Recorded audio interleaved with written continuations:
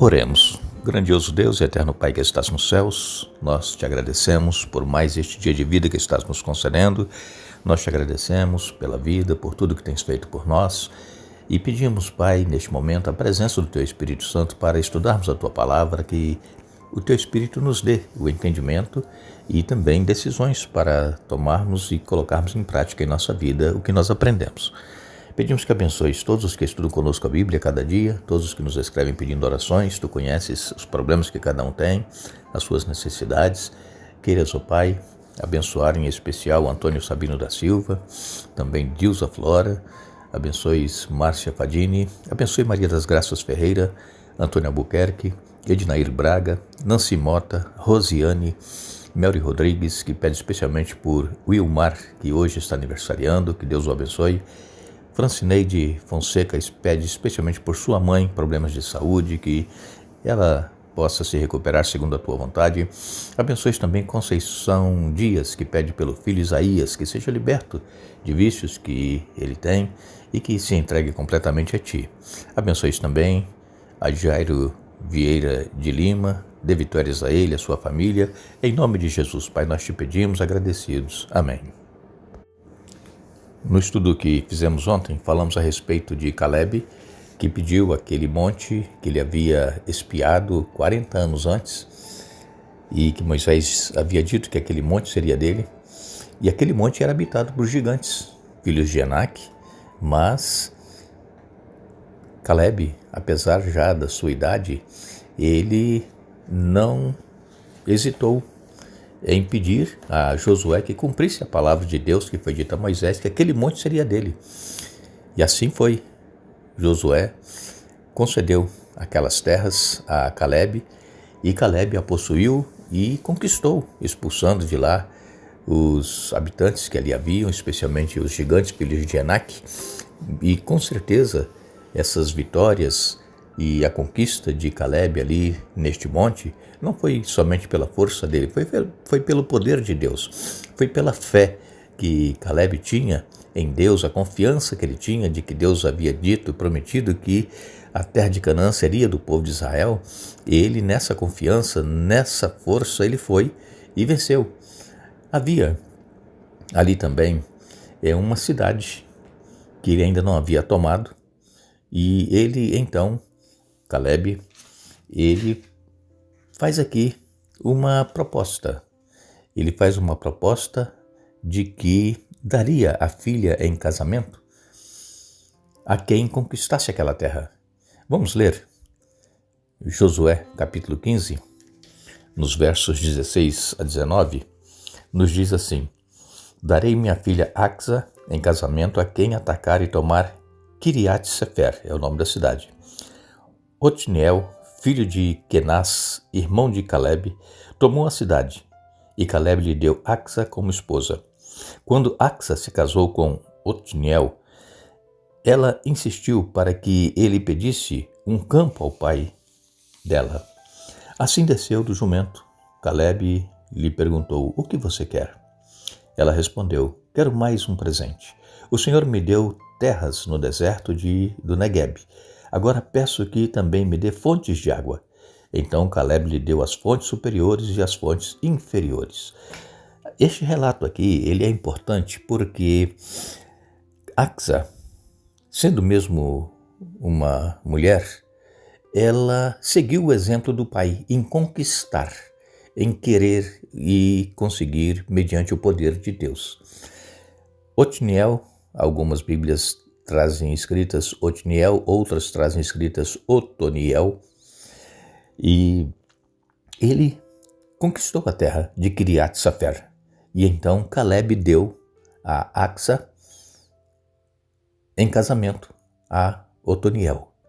Agora, depois de eles terem conquistado essas terras, diz ela aqui no deserto do Negueb, ela agora pede ao pai fontes de água. E o pai prontamente lhes dá. O que nos chama a atenção é que ela seguiu o exemplo do pai em conquistar aquilo que Deus havia prometido. E foi o que nós dissemos para vocês aqui no domingo, que os nossos filhos, eles nos observam e eles nos imitam. E nós temos que ter muito cuidado nas nossas ações, nas nossas palavras, porque os filhos eles observam e fazem depois aquilo que nós fazemos. A maioria das coisas que nós falamos, eles não guardam na mente, mas aquilo que nós fazemos, o nosso exemplo é visto por eles e é seguido por eles. E assim aconteceu também com Axa, filha de Calebe. Lemos também em Juízes, no capítulo 1 e no verso 13, Otoniel, filho de Kenaz, irmão mais novo de Calebe, tomou a cidade e Calebe lhe deu Axa como esposa. Aqui nós vemos então, e no relato anterior que nós lemos também lá em Josué 15, que Otoniel era sobrinho de Calebe. Por quê? Porque Otoniel era filho de Kenaz, irmão mais novo de Calebe. Então ele era sobrinho e ele casou com a sua prima, Axa. Lemos também em Juízes, capítulo 3, a partir do verso 7, nos diz assim: os israelitas fizeram o que era mal aos olhos do Senhor. Esqueceram-se do Senhor seu Deus e serviram às imagens de Baal e aos postes de Aserá. Então a ira do Senhor se acendeu contra Israel e ele os entregou a Cusã-Risataim, rei de Arã-Naaraim, e os israelitas serviram a Cusã-Risataim durante 8 anos. Mas quando os israelitas pediram socorro ao Senhor, ele levantou um libertador para salvá-los. Chamava-se Otoniel, filho de Kenaz, irmão mais novo de Calebe. O Espírito do Senhor veio sobre Otoniel e ele se tornou juiz de Israel. Otoniel guerreou contra Cusã-Risataim, rei de Arã, e o derrotou, pois o Senhor o entregou em suas mãos. Houve paz na terra durante 40 anos até a morte de Otoniel, filho de Kenaz. Vejam, Otoniel, ele se tornou juiz. Por quê? Porque quando o povo de Israel, depois de 8 anos já servindo a Cusã-Risataim, eles clamaram ao Senhor, Deus então levanta um libertador, que foi exatamente Otoniel, que era o genro de Calebe, esposo de Axa. E ele se tornou juiz. E houve paz naquela região durante 40 anos, enquanto Otoniel foi juiz. Isso tudo, mais uma vez, eu lembro que influência do bom exemplo de Josué e também de Calebe e outros líderes que eram fiéis a Deus. Isso influenciou Otoniel também a ser fiel a Deus e fazer a vontade de Deus em sua vida. Isso aconteceu porque o povo de Israel, eles começaram a adorar ídolos de Baal e adorar também os postes de Aserá, e fez com que a ira do Senhor se levantasse contra o povo. Então, irmãos, nós temos que ter muito cuidado. Não é porque nós somos membros da igreja que nós podemos nos rebelar e falar coisas que nós não deveríamos falar e até mesmo afrontar a Deus, indo em busca de outros deuses, de adorar outras coisas ao invés do Deus verdadeiro. Isso pode acontecer com qualquer pessoa. Aconteceu com o povo de Israel mais uma vez. Por quê? Porque o povo de Israel de vez em quando se afastava da presença de Deus, porque parece que é mais fácil, né? É mais fácil fazer as coisas erradas, ir fazer a vontade que o nosso corpo mortal e pecaminoso deseja, fazer os nossos próprios desejos. Parece que nós nos sentimos bem em fazer essas coisas, estamos felizes, mas essa felicidade é apenas aparente. Por quê? Porque Deus ele se afasta de nós. Quando nós nos afastamos dele, Deus fica longe. E então, quando nós clamamos, depois de 8 anos, diz aqui, o povo de Israel clamou ao Senhor e Deus ouviu. Então, irmãos, nós precisamos, se nós estamos fazendo coisas que nós não deveríamos fazer, quem sabe tendo um ídolo em nosso coração, adorando coisas que colocam Deus em segundo plano, nós deveremos clamar a Deus. É hora, é momento. Eu tenho insistido com vocês que nós estamos vivendo tempos difíceis e tudo isso que nós estamos vendo acontecer são sinais de que o Senhor Jesus vai voltar muito em breve para nos buscar. Então nós temos que nos voltar para Deus hoje, enquanto é tempo. Porque se nós formos deixando, postergando essa decisão de buscar o Senhor, vai chegar um momento em que não haverá mais tempo, porque de repente pode chegar à morte, um acidente ou quem sabe uma enfermidade grave e que não dá tempo nem da pessoa se arrepender.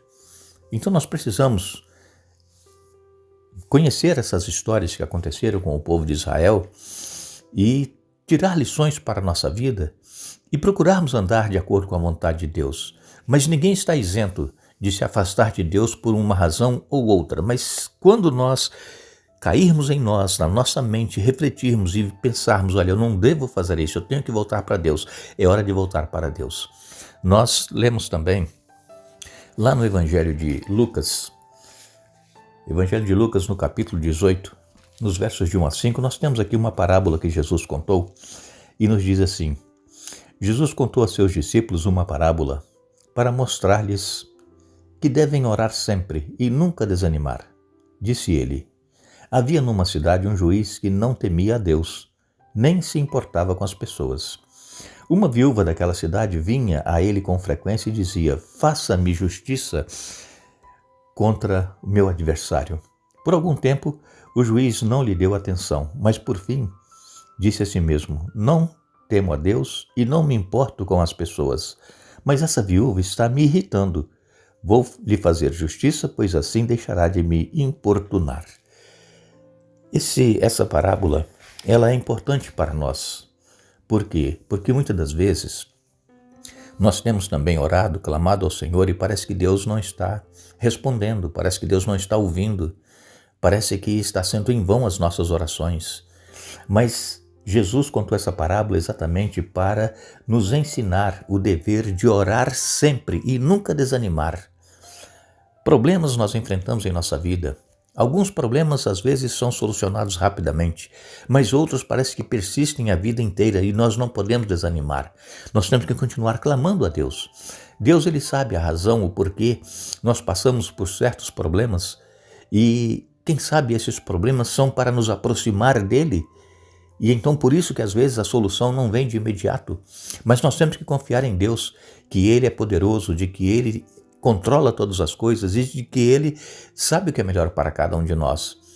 Então essa lição é importante para nós dessa parábola, porque nós precisamos continuar insistindo como fez aquela viúva, mesmo o juiz não dando atenção, fazendo de conta que não ouvia, e ela insistia e pedia. E então o juiz ficou com raiva, ficou irritado e disse assim: olha, eu vou responder e ajudar essa viúva, porque ela assim vai me deixar em paz. O juiz não era temente a Deus, ele era um ateu, ele não cria em Deus, não temia a Deus, mas ele não se importava com as pessoas, mas ele, por tanta insistência e persistência dessa mulher, ele atendeu e ela recebeu o que ela estava buscando. Assim também conosco, irmãos. Continuemos insistindo, buscando, clamando. Deus, ele tem o momento certo de agir e que nós não percamos a esperança de que no momento oportuno as bênçãos virão. Que Deus nos abençoe, que Deus nos dê um bom dia. Retornaremos amanhã dando sequência ao estudo desta semana e lembramos a todos que é necessário nós insistirmos, buscarmos, pedirmos, batermos a porta e ela vai se abrir. Que Deus nos abençoe.